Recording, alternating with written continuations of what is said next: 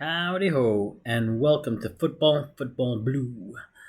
And we just finished watching Chelsea against Arsenal 1-1 at the bridge. A little disappointing for us Chelsea fans.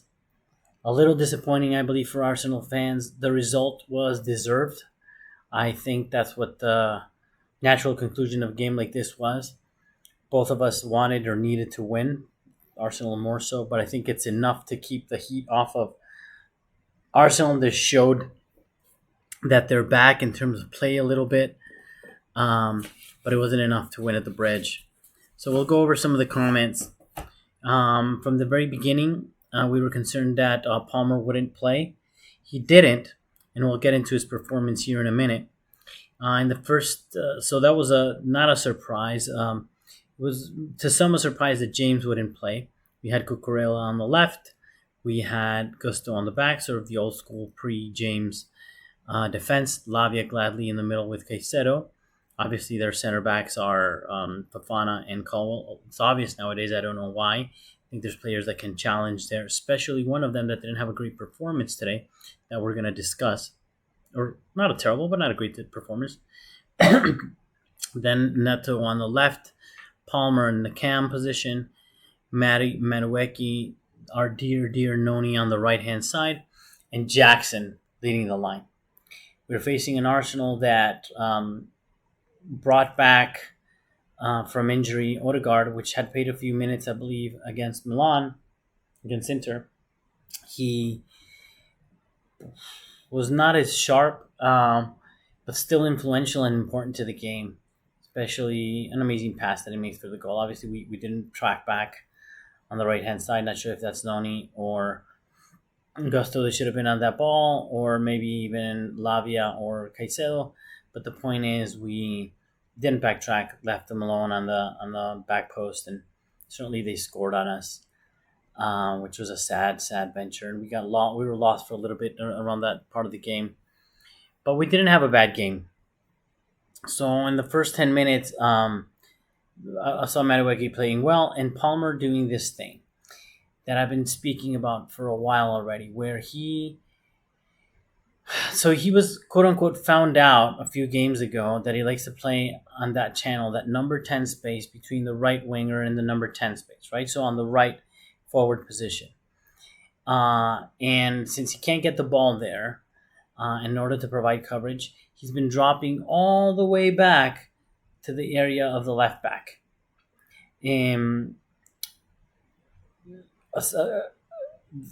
While that happens, what helps is, like, if we played against Liverpool and Salah and now Arsenal and Saka, is that he can do some shadow defending there as well. So it's really hard for them.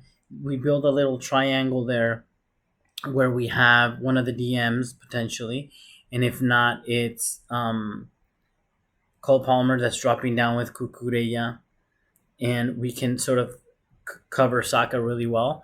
And that kept him quiet most of the game, to be honest. He wasn't that... I mean, he's an amazing player. Of course, he got away a couple of times and hurt us, but I think that defensively it does that for us. And offensively, I don't think it does what we want it to do. As a matter of fact, the one great shot on target that he had was in the second minute, in what he was playing up and further up the field on the right-hand side. And I've noticed that in other plays. So, for example, in the 20th minute, Palmer gives the wrong pass. He should have played in Jackson through the middle. And I think it's because he's coming out through the left side of the field on a lane on his left-hand side. So he ends up playing wide to Neto instead of finding that pass through the middle to Jackson. If this were the opposite, and he was dropping deep, but he was on the right-hand side, I am fairly certain that he would find that pass through the middle, in this case to Jackson. But anyway, the runs were good, and Jackson did a few good runs.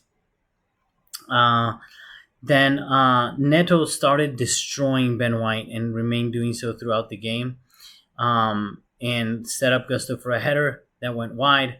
Madueke also had a header that was pretty weak. Then on the 29th minute, we see this triangle forming again defensively to play out the ball, and also to see Palmer helping defensively. Not a fan of that, but I understand it. Havertz pushes one in on the 31st minute. Thank God he was all shushing everybody. Thank God the VAR had to shush him.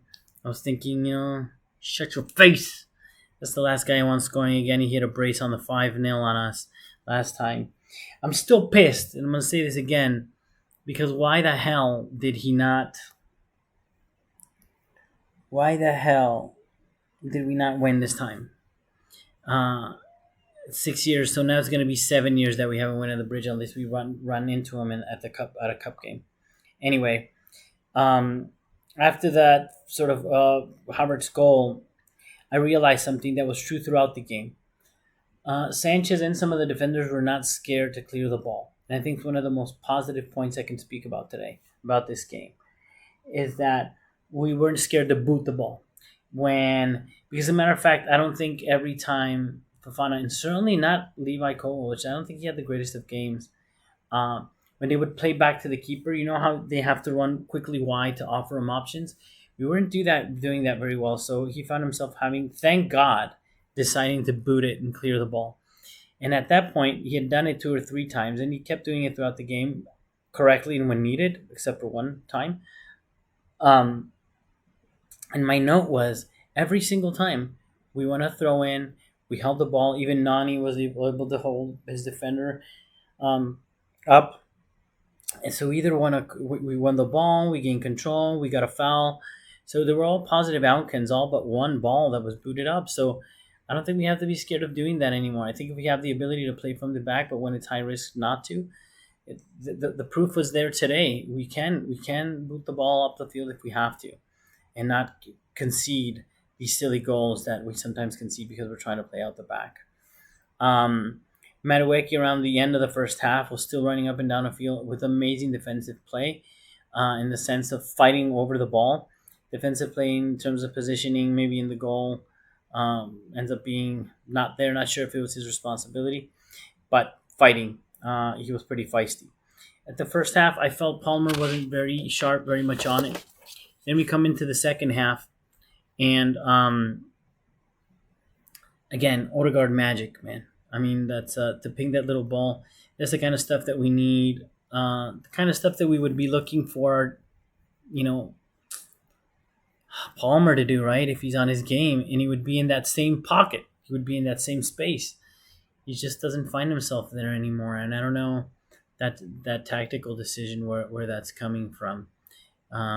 When he's there, he doesn't get the ball, so he's dropping deep to try to get it. So I don't know, it's tricky. We've been accused that Maresca's accused his players that sometimes, this was a few weeks ago, they tried to play too quick. That wasn't the case today, I think. So, that was allow the positioning for his ideas to play out the way he wanted to. But again, I mean, it's not like we're playing nobody in a vacuum isolated. You have Declan Rice and Partey. Again, we find ourselves in the game against 2 defensive midfielders, and I think not only because that's what teams will do broadly, but it's because they're choosing to do that against Chelsea. Because having a physical duel with Lavia and Caicedo in the middle, that's hardcore, man. And in terms of our ability to play out very quickly with Palmer dropping deep and our very fast wingers, you got to be careful there in the middle. So I think we're going to see this a lot, and I hope Maresca finds better solutions, better options. And I think a little bit that's what James on the left-hand side was about. We've spoken about that before, to find some long-range passing from behind and hopefully try to get more out of Palmer. I don't know if it was his injury. I really hope it was not in the sense that he's not hurt, but I hope it is in the sense that it's not that he's sort of losing a little bit of confidence. Colwell played out from the back poorly a couple of times on the 64th minute. He did it for a second time, really putting us at risk unnecessarily again. He just poor passing. Then for a while, Chelsea gets lost. And I made a note around that time, and I said, this second half, we're not going to score. We're going to lose this game. And if no change is happening, there's no hope. It was never going to happen. And then Nani, very upset, gets pulled off, and Mudryk comes in. In the end, Mudryk didn't do much, to be honest. He did a couple of good runs, a couple of good plays at the very beginning. Then he got lost, and I think that's not his fault. We were just not there. And then Fernandez comes in for Lavia, and we started circulating the ball a little bit more. But completely unrelated, he's going to get an assist. Fernandez is going to get an assist, but I was joking that's like whoever gave the ball to Maradona in '86 got an assist too, right? But so it was like the assist didn't set him up to score. It was just your regular pass in between lines. Neto with everything to do ahead of him opens wide. Nobody comes down to close him. Thinks legs are starting to get tired, and he had just switched to the right hand side, so they didn't know what to make of him. He had been destroying Ben White all day.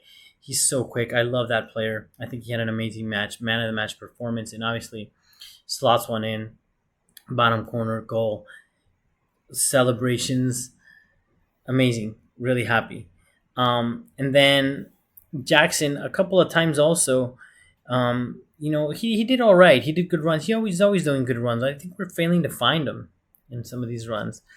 But also, he had one play where he beat the defenders on the right flank and had the play in Palmer a lot earlier, and that we would have had a great chance on goal, but he didn't see him. But I wouldn't beat him up too much on that. Again, Odegaard at this point, pretty damn tired, but he was still influential throughout the game. 81st minute, Reese comes in for Malagusto, which at that point I'm kind of annoyed, to be honest with you, because if you really want to win the game, 81st minute, Enzo Maresca, you can do better than that, and you've done better than that. And same thing to bring Jackson on the 85th minute, I think. It's almost disrespectful, even, if you ask me. I didn't see any injury on Jackson. Like, why would you do that? It's not cool. And then just a good stat for you guys. Nkunku is our leading scorer without playing any Premier League matches. Of course, he's playing in those cup games or whatever. And I'm not saying that he needs to replace Jackson. I'm just saying that it's disrespectful to bring that man on with 4 minutes left to change the game. So my notes, going back to it, I think we're third. If you would have told me that we were going to be third in November, beginning the season, I would have absolutely taken it. We're not far off the top. We're above the table over Arsenal. I think we all would have taken that any day. But it just feels like both certainly the United result, man, we had that one. And we could have ended those two droughts, which are bad. And at a time where there's a unique opportunity. The one at United, we would have put since 2018. Well, since 2018 with Arsenal, but we put an end to not winning at Old Trafford for such a long time at a unique point where they have their coach in transition, missing. The team is doing poorly. We don't know if they're going to do that poorly again next year.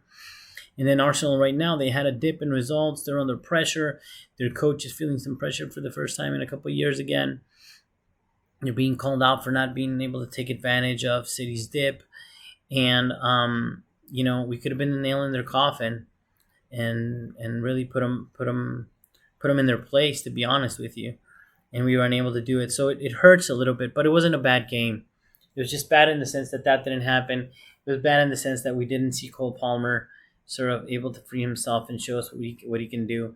His free kicks were subpar. But Cucurella, we've gotten used to his performances. The guy's a badass. Brilliant match. Gets up and down the field. Incredible. It's terrifying how good the guy is.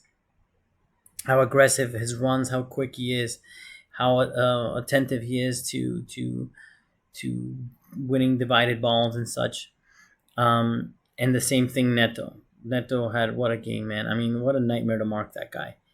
Made life very difficult for Arsenal. As always, Caicedo. You guys know I'm a huge Caicedo fan. So without a doubt, he goes unnoticed sometimes.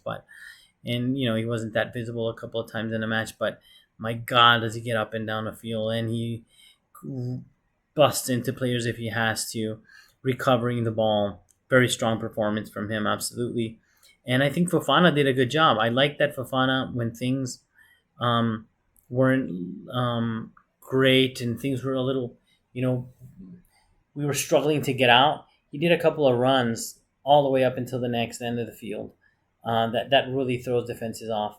We just weren't able to take advantage of it. But it was exciting to see that he has that, right. He'll just burst the run into the opposition half quite successfully.